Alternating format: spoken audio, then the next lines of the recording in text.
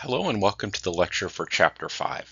This chapter is really important in that it deals with how we communicate financial results to external users of that information. A lot of times that kind of goes underappreciated in many accounting classes that focus solely on debits and credits. This is how we let people know how we're doing.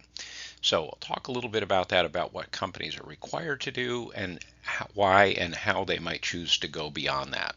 Then finally, I'll talk a little bit about gross profit percentage and return on assets. So the players in the accounting communication process starts with management, which you can see in the blue circle on the top there. Management is responsible for the financial statements of the company, period. No other party is responsible for the figures, for the accuracy of them, for not hiding anything or withholding any information, for not exaggerating things. That's management's responsibility. Another player in this mix is the outside auditors. The purpose of the outside auditors is to lend credibility to the financial statements. You can imagine if you worked at a bank and I was in management for a company and I came to you for a loan, I might have a very fancy set of financial statements that I created in Excel that I give you that look very nice and in terms of format and show really good results, and I say, please give me some money. Well, of course, a bank is going to look at that a little skeptically because maybe I'm kind of putting my thumb on the scale and exaggerating things a little bit. So they may tell me to go away and come back with audited financial statements. That means I'm going to go to an independent third party, a CPA firm, and I'm going to ask them to look through everything in my financial statements and determine if it's correct or not. And then they'll issue a letter that would give assurance to a reader of the financial statements that they are indeed correct and were prepared in compliance with generally accepted accounting principles. So that's the role of auditors. The green circle on the right there on the bottom is the board of directors. The board of directors should be independent of management of the company. It is their responsibility to look after the interest of the shareholders in the company, the people that own the company. Oftentimes management and ownership have different goals. If I'm in management, I want to be paid as much as possible. I want a secure job with a contract that lasts many years. I want a big bonus. Those are my interests. That's not the interest of the owners of the company. The owners of the company want to see increased earnings, want to see a more stable balance sheet. They have different objectives. So it's the board of directors that oversees management. Management reports to the board of directors, and again, they should be independent. In the middle there are regulators. So the Securities and Exchange Commission deals with publicly traded companies. So the federal government has some oversight for publicly traded companies that issue their shares on the stock exchange and they're bought and sold between investors. The government has an interest in making sure that that system is free of fraud and deceit. The FASB, the Financial Accounting Standards Board, they're the people that have been designated by the SEC to create accounting standards. That's who issues GAAP. And then finally, the PCAOB, that is a group that is also designated by the federal government to oversee specifically the auditing of financial statements by accounting firms for publicly traded companies. There are oftentimes intermediaries, and an intermediary means somebody kind of in between the company that's issuing the information and the actual investor. So Yahoo Finance, Google Finance is another one.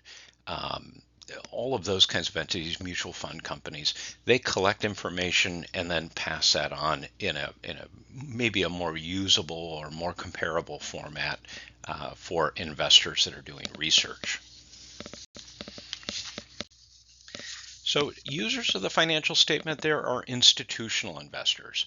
So those are people that work for pension funds, work for mutual fund companies, endowments. St. Martin's University has an endowment. People have given money to the university to help its long-term sustainability.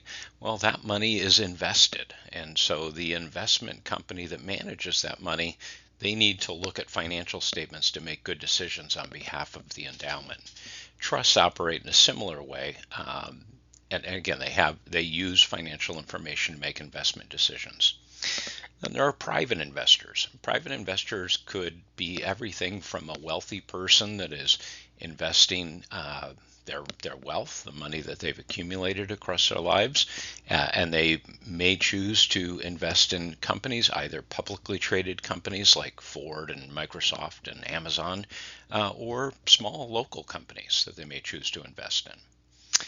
Venture capitalists are people that make a living by investing in struggling companies and then turning them around, or investing in very, very new companies. And it's a high risk, high reward kind of an investment scenario, but they rely on financial statements to make those decisions. Private equity firms are firms that collect money from people with significant wealth. They pool that money together and make large investments. They buy entire companies, that sort of thing. Lenders and creditors, so suppliers that lend credit to a company, banks that loan money to companies, commercial credit companies that provide lease financing, things like that. All of those people need to look at financial statements as well. And their sole concern is, are we going to get paid back? Is the company able to generate enough cash to pay these bills as they come due? Oftentimes, companies will release financial information through a press release. Here's an example of a press release about fourth quarter results from Apple. The reason that it's done this way is they want to make sure that the information is available broadly. So the way a press release works is the company will issue it through a separate company that then has a mechanism to spread that to news outlets and newspapers and a whole variety of different sources where people can come in contact with that information. The reason this is done is they want to really ensure that there's not insider trading going on, that the people within the company or close to the company don't know something that the rest of the investing public knows that they could trade upon to get an advantage. So public companies, again, companies, there are about 15,000 public companies in the United States, and there's millions of privately held companies. But for public companies, like I mentioned earlier, Ford, Amazon, Microsoft, Tesla, companies like that, they're required to issue these reports. So they issue their annual report, their year-end financial statements that are audited. That includes management's discussion, which is often quite a bit longer than the actual financial statements themselves. That's where management kind of puts their spin on the numbers. If something is negative, they'll say, well, we recognize this is negative, but this is what we're doing about it. Of course, if something is positive, they'll pat themselves on the back, that sort of thing. But they provide some context and some deeper information about the financial statements. And then they provide the auditor's letter as well. So that's called a 10K. Sometimes when you go searching on Yahoo Finance or Google Finance for information about a publicly traded company, you'll see 10K. That's what that means. It's their annual report. The 10Q is the quarterly report. Those are not audited. They're within the fiscal year.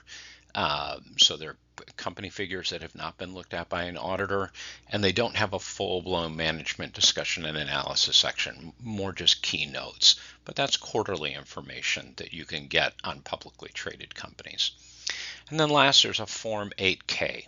That's what a company would use, and these forms are all filed with the Securities and Exchange Commission.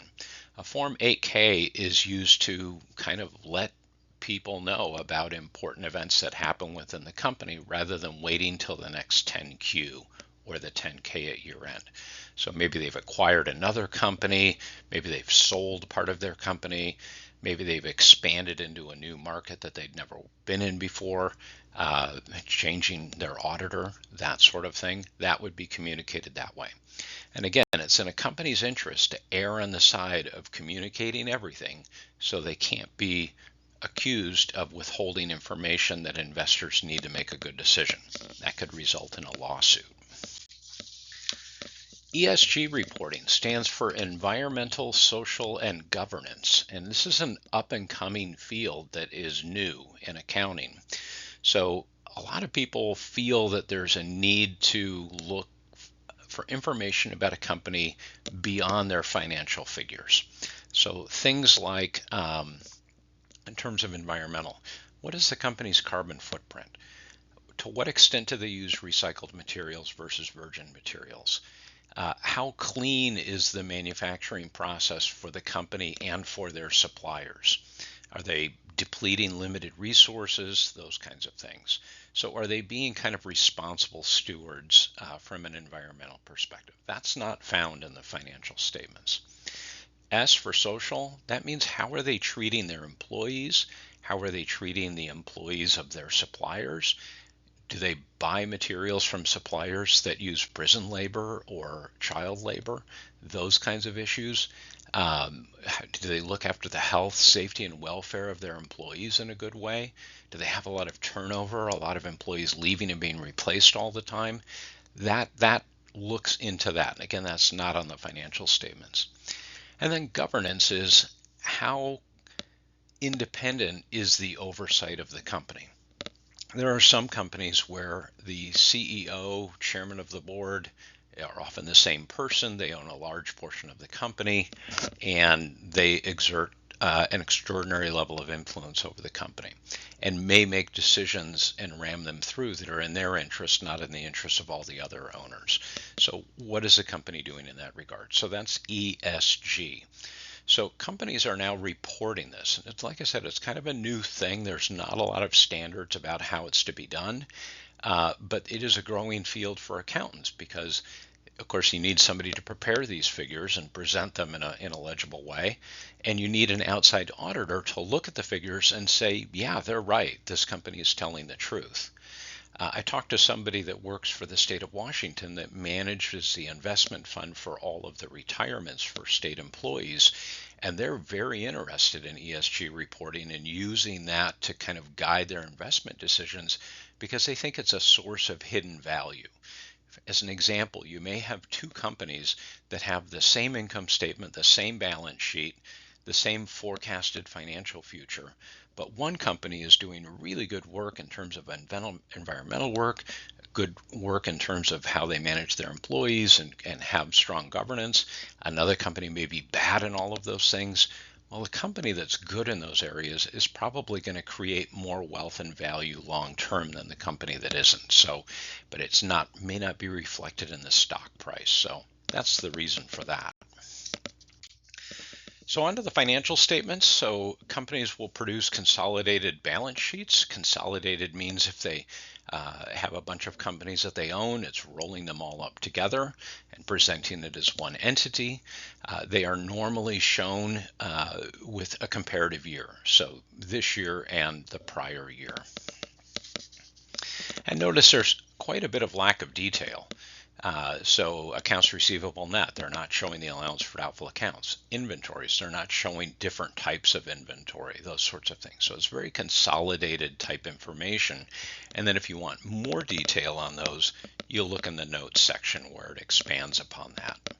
I'll show you an example of that in a minute. The one thing that is quite detailed on this consolidated balance sheet is the shareholders' equity section. Notice that they're showing for every type of stock, they're going to show how many shares have been are authorized, how many shares have been issued, how many shares are outstanding. So you can get information about the scope of the ownership of the company. Here's a consolidated statement of operations. That's another term for income statement or profit and loss statement. Again, fairly consolidated type high level information, not a lot of detail. In this situation, we'll show 3 years so we can look at trends and that sort of thing. And then notice at the bottom, it's reporting earnings per share. That's really important information when comparing it to the share price. It'll let you do what's called a price earnings ratio to determine how speculative the share price is relative to how the company is doing in the most recent period, in the most recent annual period. That is based on a weighted average of how many shares. It's basically net income divided by common shares, but it is weighted because they may have issued or retired shares during the year. So it's a weighted average of the number of shares over the course of the year. So there's a consolidated statement of comprehensive income. These are items that affect retained earnings, but don't go through the income statement. So changes in foreign currency translation, unrealized gains or losses on investments, that sort of thing. That'll be reported in comprehensive income. If companies don't have any of those kinds of transactions, then they're not required to show this kind of statement. And there's a consolidated statement of stockholders' equity. Again, this is a reconciliation of the beginning balance for all of the shareholders' equity accounts, what changed during the year, what caused them to increase or decrease, and what the balance is at the end of the year. And of course, that will tie to the balance sheet. So this is important because it would tell you something really insightful, which is, are investors putting money into the company, or are they taking money out of the company? That's a good thing to know. Now, if a company goes through a year where they don't have any stock transactions, they don't issue any shares, they don't retire any shares, then you could just do a consolidated statement of retained earnings, and it would just be reconciling retained earnings. So here's a consolidated statement of cash flows, and we will cover this, a whole chapter just on this later in this semester, later in this session. So I won't go into detail about this now because we're going to come back to it. This is really important because you want to know, is the company generating money or are they sucking up money? And the key thing here, the number that I look at first, is what's going on with operating activities. So operating activities is the core purpose of the business. So doing tax returns, fixing broken legs for a hospital, selling picnic tables if that's our business. Whatever the case is, it's how did we do for that activity? Did it generate cash or did it use up cash? And comparing that to what did we do with investing? So did we buy long-term assets or sell them? And financing, did we borrow money or get money from our shareholders, or did we pay some of that back? So the reason that operating is so important is if that eventually isn't positive, the company's not sustainable. You will run out of things to sell to generate cash in investing, and you'll run out of people that will be willing to give you money in financing. So sooner or later, your operating activities need to generate cash. So here's some examples, or an example of the detail that you could find in the notes that would support a figure that is on the very rolled up summarized financial statement. So here's an example of fixed assets being shown in greater detail. Companies, well then further, some more voluntary disclosures. For Apple, they broke their net sales down by product line. Again, they have to kind of weigh. This isn't required information. Okay, this is something that they're choosing to share with their shareholders. So they want to share information that they think would be beneficial, that would be insightful, that would help people make investing decisions about what areas the company's growing.